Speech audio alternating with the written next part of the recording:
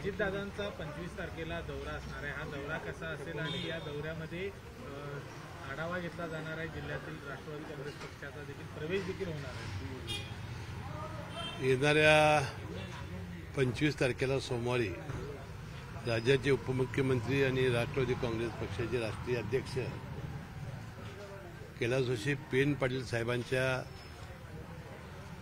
जो त्यांचा राष्ट्रवादी काँग्रेस पक्षाचा जो गट आहे तो पूर्णपणानं राष्ट्रवादीमध्ये विलीन होणार आहे.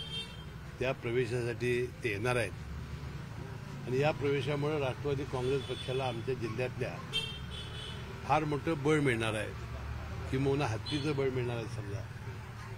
कारण करवीर तालुक्यामध्ये थोडी शक्ती आमची कमी होती आणि शक्तिमान माणसं आल्यामुळे आमचा राष्ट्रवादी काँग्रेस पक्ष हा जिल्ह्यामध्ये आणि करवीर तालुक्यामध्ये बळकट होईल आणि जिल्हा परिषदेवर युतीचा झेंडा फडकवण्यासाठी फार मोठी मदत होईल. त्यामध्ये हा राष्ट्रवादीचा झेंडा फडकण्यासाठी सुद्धा फार मोठं आम्हाला बळ मिळेल. खरं तर सतेज पाटलांनी राहुल पाटलांना थांबवण्याचा कुठतरी प्रयत्न केला, मात्र ते थांबले नाहीत असं दिसतंय. नाही, मी मागच्या वेळेला सुद्धा बंटी पाटलांनी सांगितलं होतं की युती शासनाच्या या विधानसभेच्या निवडणुकीच्या अभूतपूर्व यशानंतर अनेक मंडळी, मग राष्ट्रवादी पवारसाहेबांचा गट असेल, उद्धव ठाकरेंचा शिवसेना पक्ष असेल किंवा काँग्रेस पक्ष असेल, यामध्ये अनेक मंडळी जात आहेत. आता राहुल पाटील आणि राजेश पाटील या दोन बंधूंनी जवळजवळ एक महिनाभर दौरा करून आपल्या सगळ्या कार्यकर्त्यांची संमती घेऊन आणि सगळ्या आपल्यासमोरच्या अडचणी मांडून त्यांनी येण्याचा प्रवेश निर्णय घेतला. आणि बंटी पाटलांनी एवढं हळू होण्याची आवश्यकता नव्हती. कारण आता अनेक माजी आमदार, मग संग्राम सुट्टे असतील, मला वाटतं जगताप असतील, त्यानंतर परवा आता पृथ्वीराज पाटील असतील, असे अनेक जात आहेत. त्यामुळं राहुल पाटलांच्या जाण्यानं एवढं त्यांनी हळू होण्याची आवश्यकता नव्हती. आणि म्हणून मी म्हणालो होतो की बाबा की विनाकारण त्यांना तुम्ही म्हणजे अडथळे आणू नका. त्यांनी आपला भवितव्याचा विचार करून ते निर्णय घेत आहेत आणि तो योग्य निर्णय असेल. त्यांना आपण सगळ्यांनी आशीर्वाद देऊया. कैलासवासी पेन पाटील साहेबांनी अनेक वर्ष काँग्रेसची इमाने इतवारे सेवा केलेली आहे. मला वाटतं हा पक्ष काँग्रेस पक्षात जीवन ठेवण्याचं काम त्यांनी केलेलं आहे. आणि त्यांची मुलं जर आपल्या भवितव्यासाठी जर इतर पक्षामध्ये जाण्याचा निर्णय घेत असतील तर आपण आशीर्वाद देणं, सहकार्य जरी न करता आलं तर त्याला अडथळा न कसा आणता येईल, अपशकून करता तसं येणार नाही, ही काळजी घ्यावी अशी विनंती मी त्यांना केली होती. खरं तर पेन पाटलांनी काँग्रेस जिवंत ठेवण्यासाठी ते असेपर्यंत प्रयत्न केला आहे जिल्ह्यामध्ये. आता काँग्रेसकडून त्यांना अपेक्षित असं त्याचं फळ मिळालं नाही असं वाटतंय तुम्हाला? कारण एकूण कार्यकर्त्यांच्या पण त्यांच्या राहुल पाटलांनी त्यांच्या ज्या भावना आहेत त्यांनी ज्या व्यक्त केलेल्या आहेत त्या तशाच आहेत. आज त्या मी उद्धृत करून आता दुसऱ्या पक्षाला मी काही नावं ठेवणार नाही. त्या भावना त्यांनी यापूर्वी मांडलेल्या आहेत. पण राहुल पाटील महायुतीमध्ये येण्याआधीच महायुतीच्या विरोधातली भूमिका घेत आहेत असे शिवसेना शिंदे गटाचं म्हणणं आहे, खास करून भारतीय गटाचं असं म्हणणं आहे. नाही, ते बरोबर आहे त्यांना वाटणं साहजिक आहे. कारण युतीमध्ये येत असताना आपल्या युतीतल्याच एखाद्या मित्र पक्षाच्या याच्यावर आपण विरोध आहे म्हणून येणं हे बरोबर आहे. परंतु ही काही घटना पहिल्यांदा नाही घडलेली. ज्यावेळा आम्ही भारतीय जनता पक्षाच्या युती शासनाला पाठिंबा देण्याचा निर्णय घेतला त्यावेळेला समर्जित घाडगेंनी सुद्धा आमच्या तालुक्यामध्ये तीच भूमिका घेतली होती. जे पारंपरिक विरोध असतात ते अशी भूमिका घेत असतात. त्यामुळे काय फारसं ज्यावेळा निवडणुका लागतात, ज्यावेळेला तिकीट वाटप होतंय त्यावेळेपासून मार्ग काढायचा असतो. आता माझं तर मत असंच आहे की आपल्या 3 विधानसभेच्या जागा वाढणार आहेत. कारण आता येणाऱ्या 2029च्या निवडणुकीमध्ये लोकसभेमध्ये आणि विधानसभेमध्ये महिलांचं आरक्षण येणार आहे. 2026 पासून आता ह्याची पुनर्रचना चालू होणार आहे. जातनिहाय मतदानाचं म्हणजे हे होणार आहे, गणना होणार आहे. आणि त्यामुळे 3 जागा कोल्हापूर जिल्ह्यामध्ये वाढतील आणि विशेषतः शहरामध्ये या संख्या जास्त आहे. तर कदाचित चंद्रदीप नरके आणि राहुल पाटील हे एकमेकांचे मित्रही होतील त्यावेळेला, 2 वेगवेगळे मतदारसंघ झाले तर. आज त्यावर भाष्य करणं काही योग्य नाही. आणि मला वाटतं ज्या ज्या वेळा अशा प्रकारचे प्रसंग येतात त्या वेळा ते आपला गट टिकवण्यासाठी, आपले लोक टिकवण्यासाठी अशी भाष्य करत असतात. त्याशिवाय ते टिकत नसतं. खरं तर सुनेत्रा पवार यांनी कंगना राणावत यांच्या घरी भेट दिली. त्या ठिकाणी राष्ट्रीय स्वयंसेवक संघाच्या महिला आघाडीचा सगळं कार्यक्रम सुरू होता. त्यावरून आता टीका होते. शरद पवार गटाचे प्रवक्ते विकास लवांदे यांनी आरोप केला की अजित पवार गटाचा किंवा एकूणच अजित पवारांचा आता वैचारिक लोचा झालेला दिसतोय. एका बाजूला सुनेत्रा पवार जात आहेत त्या राष्ट्रीय स्वयंसेवक संघाच्या कार्यक्रमाला, दुसऱ्या बाजूला मुस्लिम संघाच्या कार्यक्रमाला त्यांचे दुसरे प्रवक्ते जात आहेत. असं सुनेत्रा पवार वहिनींनी काल त्याबद्दलचं ट्विट केलेलं होतं. त्या म्हणाल्या होत्या की अशा महिला संघटनामध्ये त्यांच्या कामाची माहिती घेण्याची आवड असल्यामुळे मी जात असते.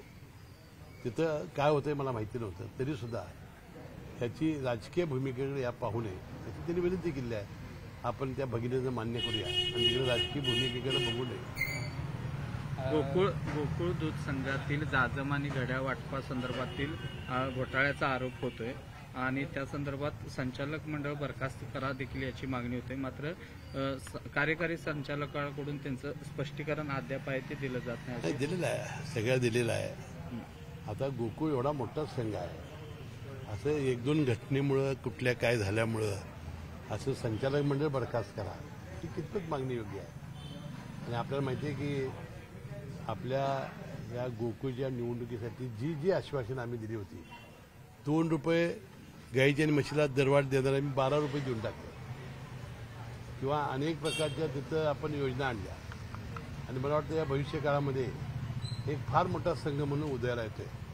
कृपयाला अपशकून कुणी करू नये अशी माझी विनंती आहे. महापुराला शक्तीपीठाशी जोडून राजू शेट्टी टीका करताना पाहायला मिळतात. समर्थक करणाऱ्यांनी या महापुराची पाहणी करावी आणि मग शक्तीपीठाबद्दल बोलावं म्हणते. आता त्याबद्दल सुद्धा ज्यावेळा शक्तीपीठला विरोध झाला आणि विधानसभेच्या निवडणुकीच्या पूर्वी आपण ही भूमी संपादनाची प्रक्रिया रद्द केली आणि त्यानंतर जो करायचा आहे याबद्दलच्या भूमिका मुख्यमंत्र्यांनी मांडल्या आणि याबद्दल मी तुम्हाला सातत्याने याच्याबद्दलचं निवेदन दिलेलं आहे की मुख्यमंत्री महोदय आणि युती शासनाला हा रस्ता करायचा हे काही त्यांनी दडवून ठेवलेलं नाही. रस्ता करायचा परंतु लावायचा नाही ही भूमिका त्यांनी मांडलेली आहे.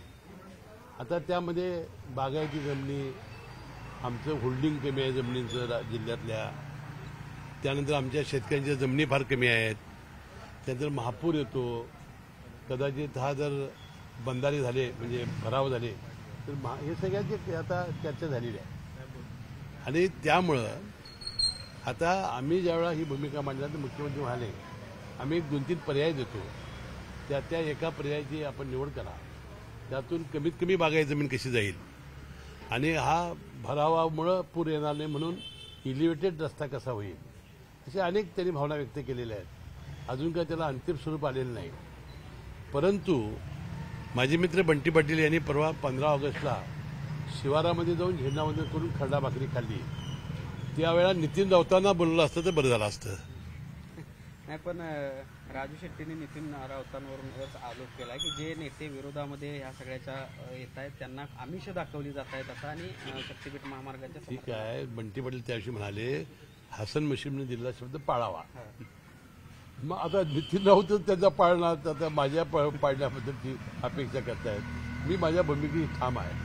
आम्ही शेतकऱ्यांना विश्वासात घेऊ, आम्ही कमीत कमी बागायती जमीन कशी जाईल ते बघू आणि हा रस्ता करायचा आहे मुख्यमंत्र्यांना. हे त्यांनी काही दडवून ठेवलेलं नाही, म्हणजे असं काय लादणार नाही ही भूमिका घेतलेली आहे. माझा आमचा विश्वास मुख्यमंत्र्यांच्यावर आहे. रोहित पवार अजूनही सरकारच्या विरोधामध्ये आक्रमक दिसत आहेत. आता कोकाटेंच्या नंतर संजय शिरसाट यांच्याकडे मोर्चा वळवली तर सिडकोच्या 12 एकर जमिनीवरून चर्चेला येण्याचं आवाहन रोहित पवारांनी. नाही, याबद्दलची मला काही माहिती नाही. आता ही माहिती ज्यांच्याकडे असेल त्यांना तुम्ही उपलब्ध केली पाहिजे. आणि मी सुद्धा काल प्रसारमाध्यमामध्ये ही बातमी वाचली आणि त्यावेळेला अजितदादांनी सुद्धा आणि आम्ही सुद्धा रोहित पवारांना अजित पवारांची जागा घ्यायची किती घाई झालेली आहे याबद्दल आम्ही वक्तव्य केलेली होती त्या वेळेला. संधी अधिकाऱ्यांच्या प्रदेश दौऱ्यावरून ते मुख्यमंत्री आक्रमक झालेले. विनापरवाना मंत्र्यांच्या संधी अधिकाऱ्यांनी अभ्यास दौऱ्यासाठी परदेशी जाऊ नये अशा पद्धतीचं फरमान काढलेलं आहे मुख्यमंत्री. योग्य आहे त्यांचं. कुठल्याही संधी शासकीय अधिकाऱ्याला परदेश दौरा करायचा असेल शासकीय तर ही परवानगी मुख्यमंत्र्यांची घेतलीच पाहिजे. आता खाजगी दौरा असेल तरी सुद्धा परवानगी घ्यावी लागते. राहुल गांधी मत चोरीबद्दल वक्तव्य करतायत, त्यांनी दौरा सुद्धा काढलाय. त्यातच आता ओम निंबाळकरांनी सुद्धा आपल्या भागामध्ये मत चोरी झाल्याचा आरोप केलाय. आता याबद्दल निवडणूक आयोगानं अनेक वेळा मत व्यक्त केलेलं आहे की राहुल गांधींनी शपथपत्राद्वारे आपलं म्हणणं काय असेल ते मांडावं, नाहीतर माफी मागावी. आता काय नेमकं झालेलं आहे, आता आपल्या जिल्ह्यातल्या मतचोरीबद्दल कुणाचाही आक्षेप नाही. आमच्या जिल्ह्यात तर कुणी बाबा मत चोरी कुठे झाली असं काय सांगितलेलं नाही. त्यामुळं आता आपल्याला दुसऱ्या जिल्ह्यातलं काय झालंय हे काय मला माहिती नाही. वराह जयंतीचं राजकारण नाही ते सुरू झालंय राज्यात. अच्छा. आता काय मी बोलणार याच्यामध्ये. सर्किट बेंचचा प्रश्न मार्गी लागला. आता कोल्हापूरच्या हद्दवाढीचा प्रश्न. आता आपल्याला 3 गोष्टी करायच्या आहेत. हे जे सर्किट बेंच आहे हे गवई साहेब म्हणाले की मी आहे तोपर्यंत खंडपीठ करणार आहे. त्यांनी भाषणात सातत्याने खंडपीठच वाक्य वापरलं. ते खंडपीठ करण्यासाठी 2-3 महिन्यामध्ये ते आहे तोपर्यंत करणं. जी आता नवीन जमीन आपण शेंडा पार्कची घेतलेली आहे तिथं नवीन इमारत सुरू करणं, या गोष्टी तर आपल्याला कराव्या लागतीलच. त्याची हद्दवाढ करावी लागेल आणि त्याशिवाय IT पार्क आणावं लागेल. आता मला वाटतं हा विकासाचा महाद्वार उघडलेला आहे. कोल्हापूरचा 20% GDP याच्यावर वाढणार आहे. तर आत्ताच माझ्याकडे वकील मुंबईची चौकशी करतायत, आम्हाला कार्यालयाला एखादं फ्लॅट मिळेल काय, राहायला मिळेल काय. म्हणजे मला वाटतं ही रिअल इस्टेटची एक बूम तयार झालेली आहे आणि त्यामुळे फार मोठ्या प्रमाणात हे इन्फ्रास्ट्रक्चर तयार होण्याची गरज आहे. पोलीस आयुक्त एक राहिले. पोलीस आयुक्त एक व्हायला पाहिजे, ते होईलच. रस्ते पोलीस रस्त्याबद्दल थोडीशी मुख्यमंत्री महोदय आणि एकनाथ शिंदे साहेबांना आम्ही भेटून आता पावसाळा झाल्याबरोबर जास्तीत जास्त निधी आणण्याचा प्रयत्न आम्ही करणार आहोत. न्यायालयानं जी टिप्पणी केलेली आहे खड्ड्यांच्या रस्त्यासाठी टोल देऊन महामार्गावरती तो जे केलेला आहे तो महामार्गाच्या ते त्यांनी केले आहे त्याबद्दल त्यांचं म्हणणं आहे जर खड्डे चांगले नसतील तर टोल घ्यायला द्यायचा. ही भूमिका रास्त आहे. मला वाटतं त्याची अंमलबजावणी शासन करेल.